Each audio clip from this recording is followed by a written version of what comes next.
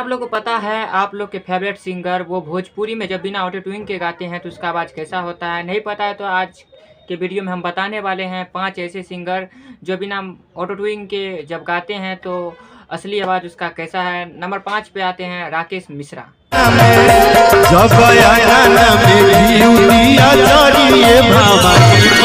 Number 4 पे आते हैं अरविंद अकेला कल्लू।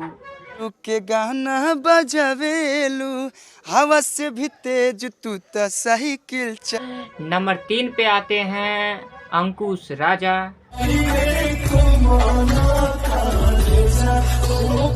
नंबर 2 पे आते हैं ट्रेंडिंग स्टार खेसारी लाल यादव।